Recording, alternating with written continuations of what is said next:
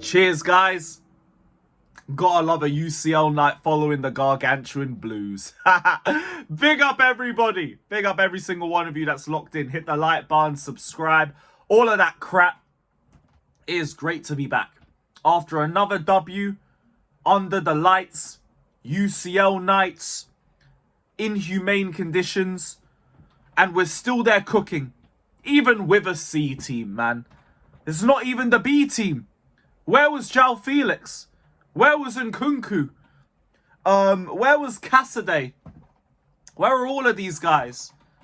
We didn't even wheel out like the star B team players. And even in conditions that the team isn't used to playing under, we cooked. We had the game done by halftime. This is what you want to see from Chelsea. Professional performances for professional games. All of that. It was minus 11. I was actually concerned about how Chelsea were going to turn up for this game because I thought, look, the conditions are bad. The pitch looks frosty. Players might not be up for it. They might start getting the shivers and everything. Who knows how we're going to handle this game? But the players, they took their opportunity and they ran with it. The youth players stood up and they were counted for in conditions that I wouldn't have blamed them for cowering under. I wouldn't have blamed them if they weren't really on it as we would have expected them to be. But nah, these players were on job. Josh Acheampong, I see why Chelsea was so desperate to try and re-sign him. He looks so mature, so confident in his passing, in his dribbling, in his decision making. Those are the sorts of attributes that you look to refine in a youth player and you look to build on. Rak-Sakyi, this kid has 100% been working under Romeo Lavia because he hasn't learned those turns off anybody else. He hasn't learned that off playing with anybody else except man like Lavia. Tyreek George grew into the game, proper two-footed winger. Bit of a slow start, but the confidence started to build in him as the game progressed. Marc Guiu, I see the Diego Costa regen in this guy. He shows good intent. And the one thing I like about him as well is he makes the decision very quickly when he's on the ball. Because I'll compare it to a Chukwuemeka, for example. I thought Chukwuemeka had good ball carries, but the decision making wasn't there. He was making it up as he was going along.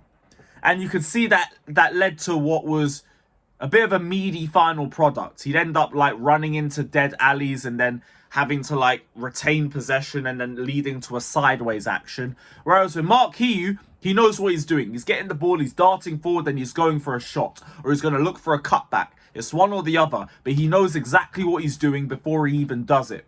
Those are the sorts of attributes, again, that you look to refine in some of these younger players.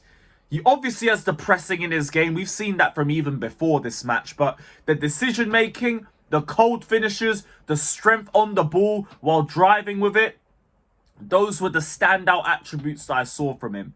He might need to go on loan, but I wouldn't really think about selling him so soon. I wouldn't really think about that. Everybody else is just to a bit disappointing. Neto, I thought, had a good game. Just played like Neto, got an assist for, I think, Guiu for the second. If it didn't get chalked off as an own goal, let me know in the chat. But it was good to just see him get a little run out. It's obviously a punishment for getting that yellow card, but some experienced player had to take the fall for everybody else. And I guess it had to be Neto. Fair play to you, man. You took it without any complaints, without feigning any injuries or anything. Respect. And we got you hooked off at halftime with no injuries. Love to see it. Love to see it. Disasi, I thought he had very good line breakers. He seemed more comfortable playing left centre-back than he did playing the right centre-back, right-back thing. So maybe that's something we need to keep an eye out for future Conference League games. Thankfully, now Acheampong's been reintegrated back into the squad. We don't really have to worry about, Disasi right-back. I hope I never, ever, ever see that again. I hope I never see that again. So, we'll see. We will see. Only time will tell, innit? Vega had a good header. Could have done better for Astana's goal. I think he was a little bit complacent for that one. Backed off a bit too much. There wasn't really the usual aggression that we see from him for that sort of decision. But no issues with Jorgensen, even if he conceded. Passing was still good. I don't really think he was tested that much in terms of saves, but did what needed to be done. I don't think it was a bad goal on his side to concede. So we keep it stepping. And yeah, everybody else is a bit Dewsbury Hall, like, wasn't great. Wasn't great. His balance and, like, his touches of the ball in the first half were very, very, very questionable. So, yeah, like, you gotta start getting yourself into speed sooner or later because, fuck, when's it gonna work for you, man? When's it gonna work? Eesh. Everything else was good. We're unbeaten in 9 matches. We got a whole load of academy debuts. And the one thing I want to say for the manager as well, in spite of all of these academy debuts, in spite of all of these young players that were starting, we still had a visible style of play. Why am I mumbling through all my words today? What's wrong with me? But we still had a visible style of play. In spite of all of that, we still had a clear style of play and a clear philosophy, which shows exactly what good coaching does. Do you remember after the Carabao Cup final when I was complaining that Liverpool brought on all those NPCs and they still had a better style of play than us? There you are. There you are. Perfect segue to my daily Bun Pochettino quote. And I'm saying bun because I don't want to get demonetized. But here we are. Bun that guy every day ending in a Y. Because we're here because of him. But yeah, shout out to the team. Tight conditions, really, really tough conditions to play on, and they showed out. The second half was nothing. It was like watching paint dry, I won't lie to you guys. I felt like everyone was being a bit individualistic in the second half. Everybody wanted to get their moment. Everybody wanted to go for the shot.